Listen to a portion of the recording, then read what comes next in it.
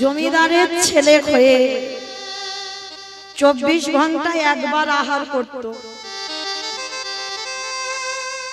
যার বাবার সোনা দানা টাকা পয়সার কিছু অভাব নাই, তার শরীরে কোনো অলংকারও ছিল না। হরি বল হরি বল।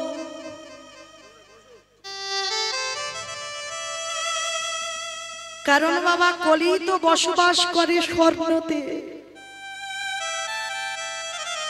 ভক্তি জগতে যদি আগাতে চাও, ওই সোনা দানার লালসা তোমায় ত্যাগ করতে হবে।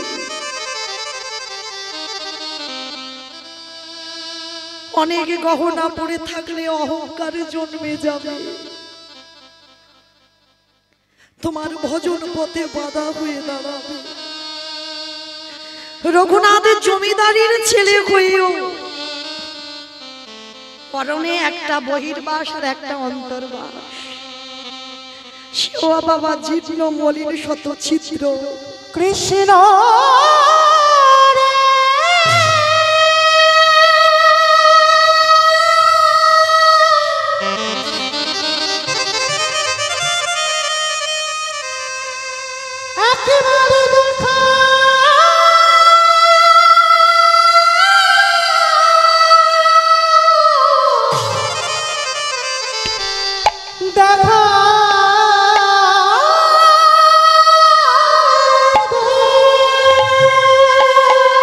রঘুনাথ শয়ন করত মা ধুলার পরে, কোন রকমে মাটিতে একটা মাদুর বিছিয়ে।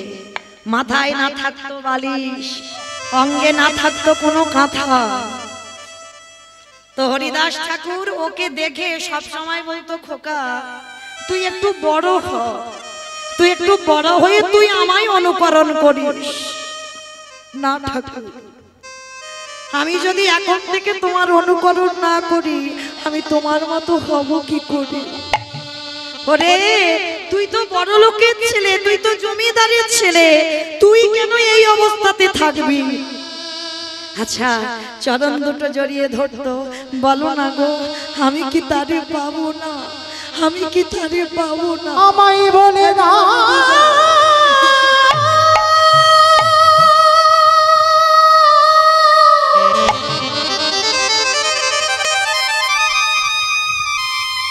আমি কোথায় গেলে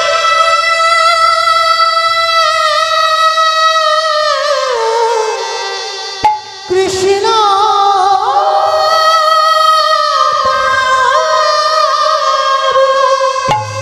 কৃষ্ণ ছাড়া আমার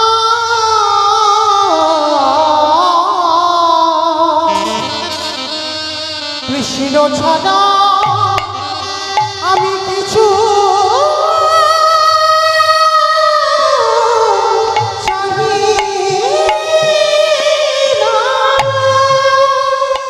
সবসময় রঘুনাথের মনে শুধু একটাই ভাবনা, অন্য কোনো ভাবনা নয়, আমি কি তারে পাবো না? পড়াশোনা শেষ হলো, রঘুনাথ বাড়ি চলে গেল। কিন্তু বাড়িতে গেলে কি হবে?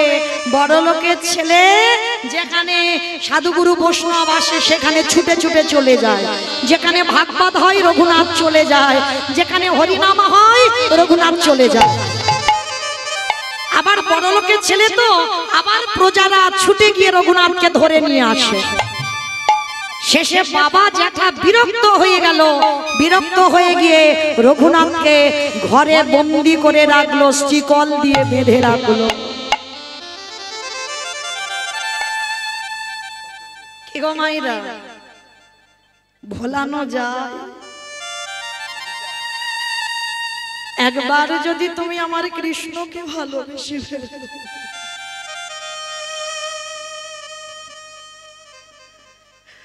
হাজার চেষ্টা করলেও বাবা তুমি আর তাকে ভুলতে পারবে না। রঘুনাথের হাত বেঁধে দিল, পা বেঁধে দিল, ঘরে বন্দি করে রাখলো। রঘুনাথ হেসে বলে উঠলেন, ঠিক করেছো বাবা, ঠিক করেছো তুমি। নিরজন জায়গা না হলে কি কৃষ্ণ ভজন হয় গো? যার জন্য তো পরম বৈষ্ণব বেছে নিয়েছি বাবা কেদারনাথ বর্দিনা। একেবারে পাহাড়ের মাথায় লোকালয়েতে আমরা মালা করি, মালা হয়, নাম হচ্ছে, সংখ্যা বাড়ছে, কিন্তু বাবা ভিতরের নাম হচ্ছে না। ওটা বাইরের নাম, দেহ শুদ্ধ হচ্ছে, ভিতরের নাম করতে গেলে তোমার জানালা দরজা বন্ধ করে ভগবানের প্রতিচ্ছবিটাকে হৃদয়ে ধরতে হবে। আর ওই ছবিটাকে হৃদয়ে ধরে যদি একবার নয়ন জলে কেঁদে একবার মালা করতে পারো, তাইতে মা তোমার সারা জন্ম বন্ধ হয়ে যাবে। তাই গৌরব তা রঘুনাথ বলছে ঠিক করেছো বাবা, আমি চাইছিলাম এই রকম নির্জন জায়গা, এই রকম নির্জন জায়গা আমার ইচ্ছা। বাবা রাতের বেলা করে খেতে দেয় রঘুনাথকে, অত সোজা নয়।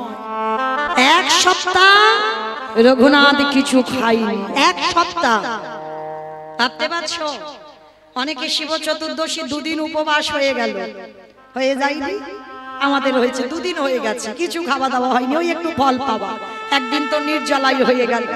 তাহলে দুদিন উপবাস করে আমাদের যদি অত কষ্ট হয়, রঘুনাথ এক সপ্তাহ কিছু খাইনি গো। বাবা মা কৃষ্ণ ভোলাবার জন্য শিকল দিয়ে বেঁধে রেখেছে, বলে ভুলে যাও ওই নামটা, কিন্তু ওকে তুমি ভুলবে, আর কৃষ্ণ যদি তোমারে ধরে তুমি ভুলতে পারবে? এক সপ্তাহ যখন খাইনি, জ্যাঠামশাই ছুটে এসেছে, রঘুনাথ, রঘুনাথ, শুনলাম তুই নাকি এক সপ্তাহ কিছু খাসনি। জ্যাঠামশাই কাঁদছে, অনেক সাধনার ধন তো, কঙ্কাল সার দেহ হয়ে গেছে। দেখবেন বাবা, ভক্ত যদি হয়েছে না, তোমার এই দেহটা কঙ্কাল সার হয়ে গেছে।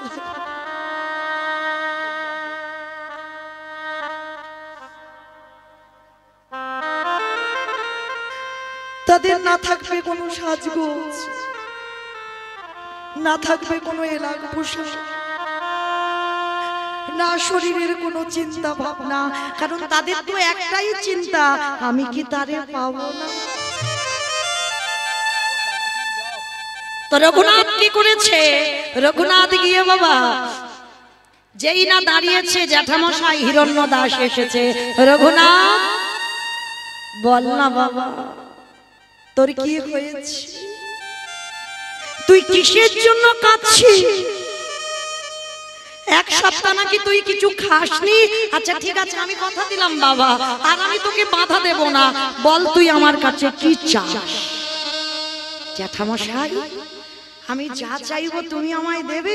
কেন দেব না বাবা, একবার একবার তুই বল না বাবা কি চাস। না ওই রকম করি নয়, আগে ত্রিসত্য করো, তুমি আমি যা চাইবো তাই দেবে। ঠিক আছে বাবা, আমি ত্রিসত্য করলাম, তুই যা চাইবি আমি তোকে দেব, বল তুই কি চাস। মনে রেখো তুমি ত্রিসত্য করেছ, তাহলে দাও, কৃষ্ণ এনে দাওয়া,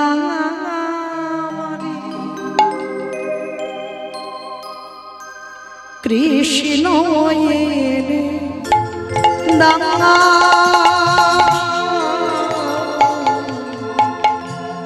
কৃষ্ণ এনে দাও আমারে, কৃষ্ণ এনে দাও,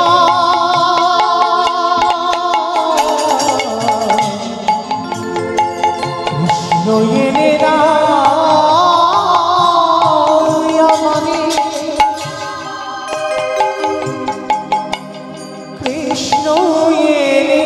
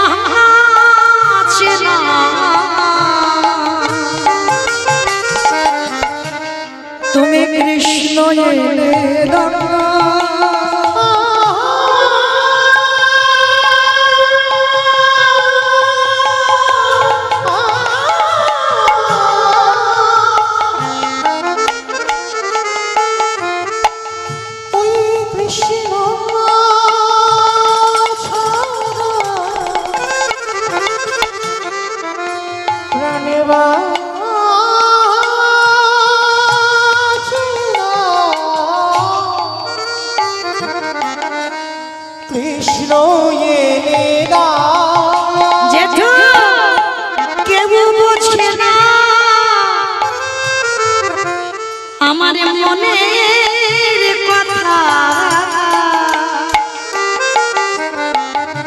বলবো আমি কারে বোঝে না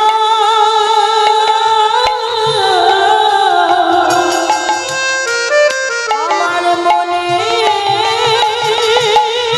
কথা বলবো আমি কারে কৃষ্ণ এনে দাও আমার কৃষ্ণ এনে নিতাই গৌর প্রেমানন্দে হরি বল হরি বল হরি বল কৃষ্ণ এনে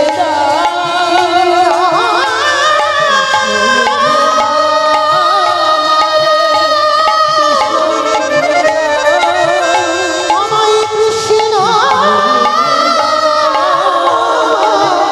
এনে কৃষ্ণ এনে রঘুনাথ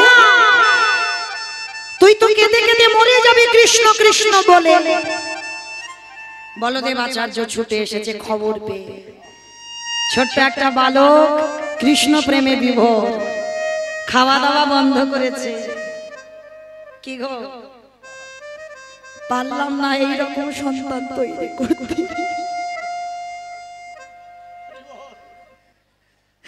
হলো না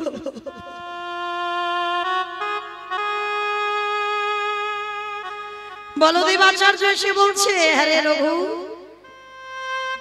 তুই কি পাগল হয়েছিস কৃষ্ণ বলে কেঁদে কেঁদে তুই কি পাগল হয়ে যাবি গুরুদেব বলো না আমি কি তারে পাবো না আমি যদি তারে না পাই হে জীবন আমি আর রাখবো না পাবি বাবা পাবি তারে তুই পাবি তবে শোন কৃষ্ণ বলে কাঁদিস না রাধা কৃষ্ণ একাত্মা দুই দেহ ধরি অনন্য বিলাস রস আস্বাদন করি এই দুই ভাবে চৈতন্য গোসাই ভাব রস আস্বাদিতে দোহে কোথায় নিতাই গৌর কৃষ্ণ প্রমাণ হরি বল হরি বল কৃষ্ণ বলে কাঁদতে হবে না ওই কৃষ্ণ বলিতে গৌর হয়ে এসেছে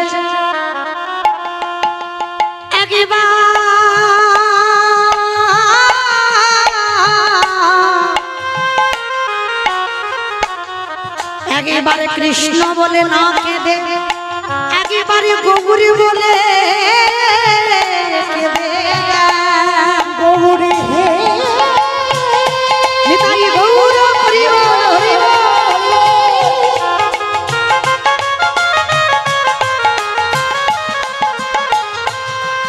ও গো দয়ামা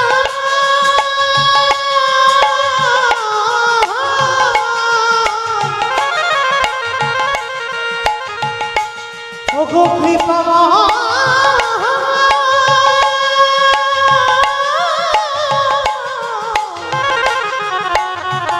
একেবারে করুণা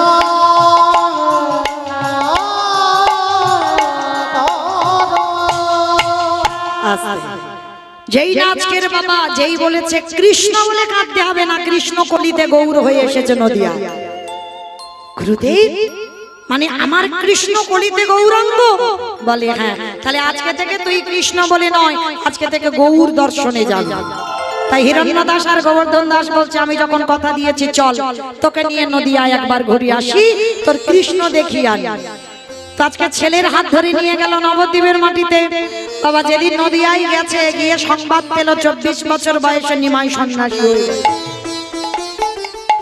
দর্শন হলো না অত সোজা নয় গুরু দর্শন কৃষ্ণ দর্শন জগতে বড় দুর্লভ হাজার বার যদি মনে করো আমি দীক্ষা নেব দীক্ষা নেব দীক্ষা নেব না কৃপা যতদিন না হবে তুমি 10 বার যাবে আর 10 বার ফিরবে হবে না আর কৃপা যেদিন হয়ে যাবে বাবা সেদিন তোমাকে কেউ আর আটকে রাখতে পারবে না সে যেখানে থাকো বাবা তুমি যদি যেতে না পারো গুরু তোমার কাছে এসে হাজির হয়ে যাবে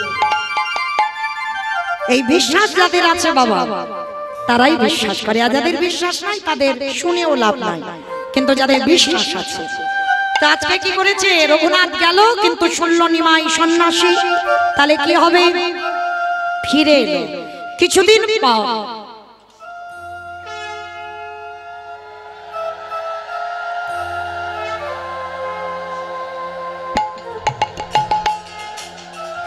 তাই গৌর ব্রহ্মানন্দে হরি বল হরি বল।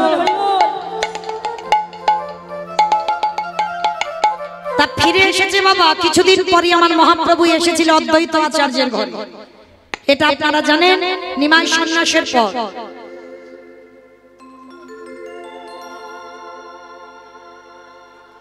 রাধে ভক্তচরণে আমার একটা নিবেদন, কেউ বারে বারে হরিবাসরে আসবেন না। আমি বলছি বলে যেন কেউ কষ্ট পাবেন না বা মনে কিছু করবেন না যে কীর্তনিয়া বলছে, কিন্তু বারে বারে যদি আসেন তো কীর্তনের একটু ব্যাঘাত হয়। তার জন্য আপনাদের কীর্তনের শেষে আমি একটু বাইরে গিয়ে দাঁড়াবো, তখন আসবেন, কিন্তু কীর্তন চলাকালীন নয়। নিতাই গৌর প্রেমানন্দে হরি বল হরি বল। আজকে কি করেছে বাবা রঘুনাথ, যখন খবরটা পেয়েছে অদ্বৈত আচার্যের ঘরে সন্ন্যাসের পরে নিমাই এসেছে, তাই হিরণ্য দাস আর গোবর্ধন দাসের সঙ্গে করে নিয়ে আমার রঘুনাথ গিয়েছিল ওই অদ্বৈত আচার্যের ঘরে শান্তিপুরে। আর শান্তিপুরে যেই না গিয়ে দাঁড়িয়েছে, গিয়ে কি দেখছে জানো, রসে তনু ঢর ঢর গৌর কিশোর বহর। আস্তে আমাইরা সন্ধ্যেবেলায় আমাদের ভজনটাও হয়ে যাবে আর কীর্তন শোনাটাও হয়ে যাবে, মানে আমাদের ভজনও হবে আর শ্রবণও হবে আর কীর্তন গাওয়াও হবে। একটু উলুধ্বনি দাও দেখি। রসে তনু ঢর ঢর গৌর কিশোর বহর। আরে রসে তনু ঢর ঢর গৌর কিশোর বহর। রসে তনু ঢর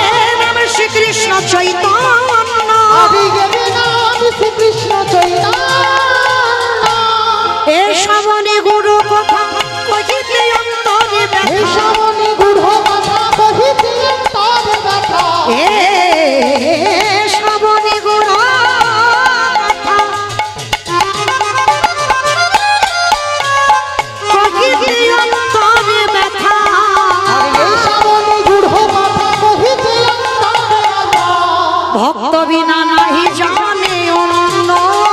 ভক্ত বিনা তাই গৌর হরি বল হরি বল। ভক্ত বিনা নাহি জানে অন্য।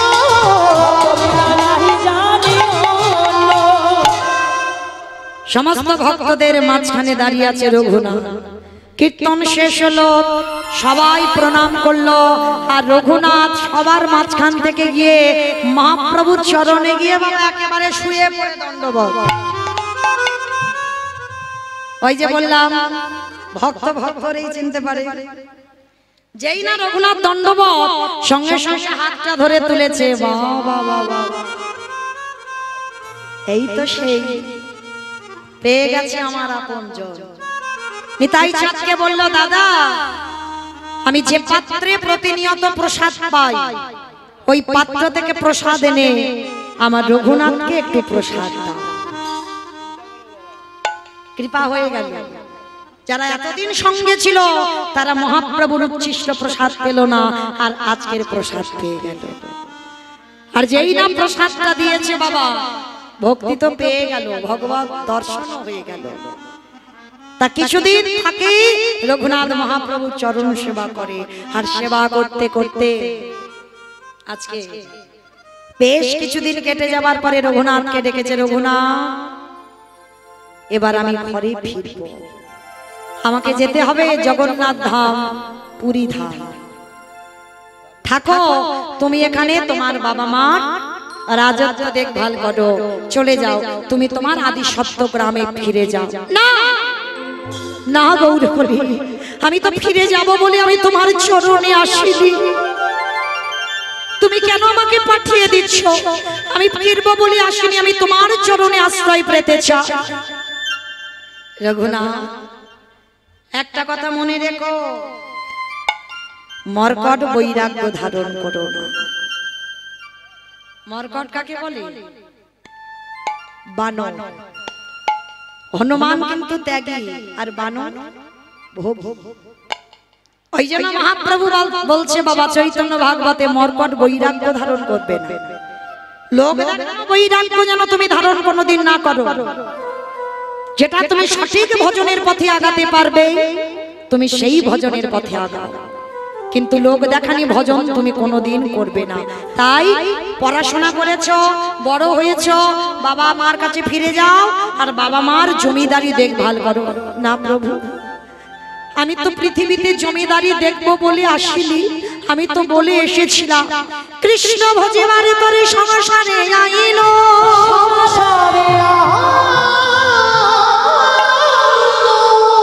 মিছে মায়ায় বদ্ধ হয়ে বৃক্ষ সম হইল।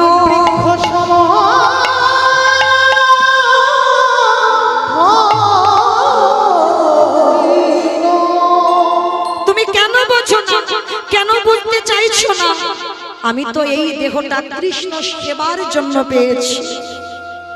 কে গো, এখানে আমরা এতজন ভক্ত জানি, সবাই কৃষ্ণ ভক্ত হব বলে এলাম, আর হলাম কি মায়ার ভক্ত, মায়ার দাসত্ব করছি। ভুলে গেলাম আমরা কৃষ্ণ দাস। কিন্তু না, জানো, মনে পড়ে গেল এই যে কৃষ্ণ দাস হতে হবে। তো আজকের রঘুনাথ এতটাই ভজন পথে আগিয়েছে, তথাপি আমার মহাপ্রভু সঙ্গে নিল না। কেন নিল না? অত সোজা নয় বাবা। একটা কথা মনে রেখো, এই জগৎটা না বাবা, অনেকের পিছনে লাগার ভক্ত অনেক আছে। দেখবেন তুমি তোমার আচরণ করতে পারবে না, কিন্তু যারা আচরণ করছে বাবা তাদের পিছনে লাগতেই আছে, লাগতেই আছে।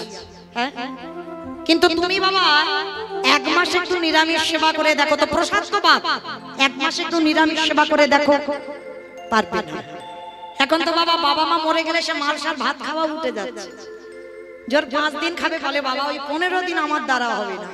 5 দিন খাবে বা ওই যে 1 সপ্তাহ খাবে বা 3 দিন, সন্তান হয়েও পাচ্ছে না। কিন্তু বাবা মনে রেখো, এই যে সময়টা সবথেকে শুদ্ধ সময়, ব্রহ্মচর্য পালন করা হয়। পিতামাতা মরে গেলে আমরা না বলি না অসহজ হয়েছে, অসহজ হয়েছে, না, সব থেকে শুদ্ধ তুমি তখন, কারণ তুমি এই যে হংসী আহার করছো, তুমি ব্রহ্মচর্য পালন করছো, তুমি মেঝেতে তুমি ক্ষৌর কার্য করছো না, তারে তোমার মতো পবিত্র সেই সময় আর কেউ থাকে না। যারা প্রকৃত জ্ঞানী হবে তারা কোনোদিন বলবে না ওইটা অসহজ, তোমাকে ছুঁলে আমি অপবিত্র হয়ে যাব না, তোমাকে ছুঁলে আরো আমি পবিত্র হব। কেন? তখন তুমি ব্রহ্মচর্য পালন করো, আর তোমার মতো পবিত্র তখন আমিও পর্যন্ত নয়। নিতাই গৌর প্রেমানন্দে হরি বল। তাই রঘুনাথ কি করেছে বাবা? রঘুনাথ যখন ফিরে এসেছে, রঘুনাথ ফিরে এলো, মহাপ্রভু সঙ্গে নিল না, কিন্তু একটা কথা বলেছিল, রঘুনাথ তুমি ভজন করে যাও, যেদিন সঠিক সময় হবে তোমাকে আমার কাছে আসতে হবে না, আমি নিয়ে নেব আমার কাছে। ওই জন্য বাবা যে যত ছটফট করি না কেন, যার যখন কৃপা হয়ে যাবে সংসারের মায়াতে কেউ আর বেঁধে রাখতে পারবে না। সব মায়ার দড়ি ছিঁড়ে দিয়ে সে কৃষ্ণ পাবার লালসায় ছুটে যাবে। যেটা নরোত্তম করেছিল, যেটা জমিদার লালাবাবু করেছিল, ভুরি ভুরি প্রমাণ দেওয়া আছে বাবা। তো আজকে কি করেছে? রঘুনাথকে আটকাবার জন্য রঘুনাথকে বিয়ে দেওয়া হলো। যার সঙ্গে বিয়ে দেওয়া হলো নাম ছিল তার রত্নাবতী। এইবার রত্নাবতীর সঙ্গে বিয়ে দেওয়া হলে কি হবে? যে সময়টা ছিল ফুলসজ্জার রাত, মায়েরা, এখানে আমরা বউ হয়েছি, আমরা স্ত্রী হয়েছি, কিন্তু আমরা সহধর্মিণী নয়। বেশ, হরি বল। তা যেই না বাবা, আচ্ছা ঠিক আছে, ঠিক আছে, ঠিক আছে, ঠিক আছে, ঠিক আছে, ঠিক আছে, ঠিক আছে, ঠিক আছে, ঠিক আছে, উনি সময় চলে আসবে, আমি সময় ছাড়ছি। হরি বল। তো আজকে রঘুনাথকে সংসারে আটকাবার জন্য বিয়ে দেওয়া হলো, নাম হলো তার রত্নাবতী। কিন্তু রত্নাবতী বউ নয়, রত্নাবতী স্ত্রী নয়, রত্নাবতী ছিল বাবা সহধর্মী। ফুলসজ্জার ঘরে রঘুনাথ বসে বসে কাঁদছে, আর রত্নাবতী গিয়ে প্রশ্ন করেছিল, স্বামী কাঁদছো কেন তুমি? আস্তে আস্তে কথা নয়, আস্তে আস্তে আস্তে, এখনো তো আসছে না, সময় আছে, একটু আস্তে। তো রত্নাবতীর সঙ্গে বিবাহ হলো বিয়ে দেওয়ার পর। এইবার ওই রত্নাবতী বলল, বলো তুমি কার জন্য কাঁদো? আমি কথা দিলাম এই রাতের অন্ধকারে তোমার বাবা মা বিয়ে দিয়েছে কৃষ্ণ ভোলাবার জন্য, এই রাতের অন্ধকারে এই সংসার থেকে আমি কৃষ্ণ চরণে তোমায় পাঠাবো। রত্নাবতী মনে রেখো, এ জীবনে কোনোদিন তুমি আমাকে আর পাবে না। রত্নাবতী বলেছিল, আমি তোমার সহধর্মিণী, নাইবা পেলাম তোমার 3টে দিনের স্মৃতি নিয়ে আমি সারা জীবন কাটিয়ে দেব। কি গো, পারবে কোনোদিন? ফুলসজ্জার রাত্রে স্বামীকে চিরজনমের মতো বিদায় দিতে দিয়েছিল রত্নাবতী মা, কিন্তু যাবার সময় একটা কথা বলেছিল, যদি কোনোদিন কৃষ্ণ পাও, একবারে জীবনে তো আমার হবে না, একবার ওই কৃষ্ণ চরণে আমার নামটাকে জানিয়ে দিও। রাতের অন্ধকারে বেরিয়ে পড়ল রঘুনাথ। গেল কোথায়? পৌঁছে গেল জগন্নাথ ধাম, পুরী ধাম। এইবার রঘুনাথের বৈরাগ্যটা দেখে। যখনই বাবা যেটা শুনেছিল রঘুনাথ সংসার ত্যাগ করে পুরী ধামে গেছে, তখন বাবা অন্ন বস্ত্র অর্থ রঘুনাথের জন্য পাঠায়, আর রঘুনাথ সেইগুলো নিয়ে ওই বৈষ্ণব সেবা ভক্ত সেবা দেয়। কিন্তু মহাপ্রভুর এটা পছন্দ নয়। কেন বাবা? এটা মৌমিতা বলছে না, মহাপ্রভু বলে গেল, কাউকে যদি দিতে চাও কিছু, তোমার ডান হাত দেবে, বাম হাত যেন জানতে না পারে। অনেকে আছে না বাবা, স্টেজের উপরে উঠে কাউকে নাম ধরে ধরে ডেকে বস্ত্র দিচ্ছে, কম্বল দিচ্ছে না। তাতে কি হয়? তাতে তাকে ছোট করা হয়, তাকে অপমান করা হয়, সমাজে দেখিয়ে দেওয়া হয় ওর অন্যের অভাব, বস্ত্রের অভাব, ওই জন্য আমি ওকে দান করছি না। এটা মৌমিতার কথা নয় বাবা, যেন ভুল বুঝবেন না। বলছে মহাপ্রভু রঘুনাথকে, তোমার বাবা যেটা অহংকার, আর তোমারও সেই অহংকার আসবে, আমি পছন্দ করি না রঘুনাথ। বন্ধ করে দিল, খবর দিল আদি সত্য গ্রামে কেউ যেন অন্ন বস্ত্র কিছু না পাঠায়। দিন চলে কি করে? লোকের দ্বারে দ্বারে মাধুকুরি করে খায়, সেটাও মহাপ্রভুর পছন্দ নয়। তাহলে কি করি? আনন্দ বাজারে বসে থাকে। আনন্দ বাজার চেনো তো? ওই জগন্নাথের প্রসাদ যেখানে বিক্রি হয়, ওটা আনন্দ বাজার। ওইখানে রঘুনাথ বসে থাকতো, আর যা যা প্রসাদ বেশি হতো রঘুনাথ ওই প্রসাদই পেত। তাতেও প্রভুর পছন্দ নয়। তাহলে কি করবে? মানে কিরকম ঘষে মেজে নিচ্ছে দেখো ভক্তকে, অত সোজা নয়। কৃষ্ণ ভজন এমনি এমনি। তাহলে কি অনাহারি অনিদ্রায় কাটাবি না? তাহলে কাটাবি কি করে? ওই জগন্নাথের সিংহ দুয়ারে বসে আছে রঘুনাথ। 1 সপ্তাহ হয়ে গেল কিছু খাচ্ছে না। এগো বাঁচতে কি আর পারে? কিছু তো মুখে দিতে হবে। কি দিচ্ছে? জগন্নাথের নালা দিয়ে প্রসাদই ভেসে যাচ্ছে, পচা গলা প্রসাদ। রঘুনাথ তুলে নিয়ে ধৌত করে লবণ দিয়ে সবে মুখে দিতে যাবে, মহাপ্রভু পিছন থেকে এসে হাতটা ধরেছে। রঘুনাথ,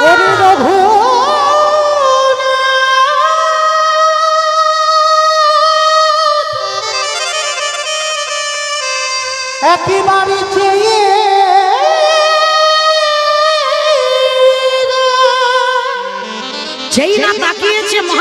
প্রসাদই চাইছে না, না প্রভু না, এটা তো পচা প্রসাদ। ওরে মূর্খ, প্রসাদ কোনদিন পচা হয়?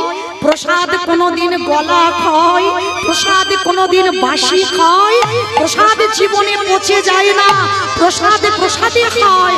ভগবান সেবা করলে প্রসাদ, ভক্ত সেবা করলে মহাপ্রসাদ। নিতাই গৌর প্রেমানন্দে। জোর করে রঘুনাথের হাত থেকে আমার মহাপ্রভু ওই পচা গলা প্রসাদ কেড়ে নিয়ে বদনে দিয়েছে। মহাপ্রভু এই ভক্তের উচ্ছিষ্ট বড় ভালোবাসেন, আর যেই না বদনে দিল সঙ্গে সঙ্গে রঘুনাথ জড়িয়ে ধরেছে চরণ দুখানা। মহাপ্রভু বলছে, ওরে তোর আশ্রয় চরণে নয়, আয় আয় আমার বুকে আয়। রঘুনাথ, আজ থেকে জানলাম তোর মতো ভক্তে, তোর মতো বৈরাগ্য আর পৃথিবীতে কারোর হবে না। নিতাই গৌর প্রেমানন্দে। রঘুনাথ চলে গেল রাধা কুণ্ডের তীরে, আর রাধা কুণ্ডের তীরে গিয়ে হা রাধে বলে কাঁদলো। রৌদ্র প্রখর তাপ, রাধারানী নিজের বস্ত্রটা আচ্ছাদন করে রেখেছে। পিছনে তাকিয়ে দেখলো রাধারানী একা দাঁড়িয়ে আছে। রঘুনাথ বলল, রাধে তোমাকে একা নয়, কৃপা করে তুমি যুগল রূপে দর্শন দাও। রাধা কুণ্ডের তীরে যেখান থেকে রঘুনাথের উৎপত্তি হলো, সেইখানে জীবনের শেষ সময় আমার যুগল মাধুর্য দর্শন করলেন। আজ রাধা গোবিন্দ যুগলে দাঁড়ালে স্বামীর বাবে দাঁড়াইল নবীন কিশোরী গো।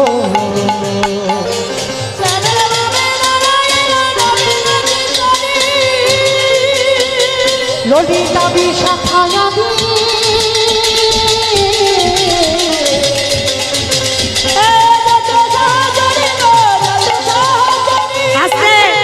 সবাই দেখি যাবার সময় একবার হাত দুটো তোলো তো দেখি সবাই, প্রত্যেকে। পত্রের পাতা হে পাতায় দিচ্ছে কদরতালা,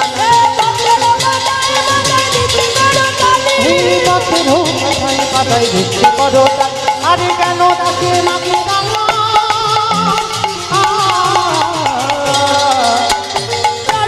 নিতাই গৌর হরি বল, হরি বল, নিতাই গৌর হরি বল।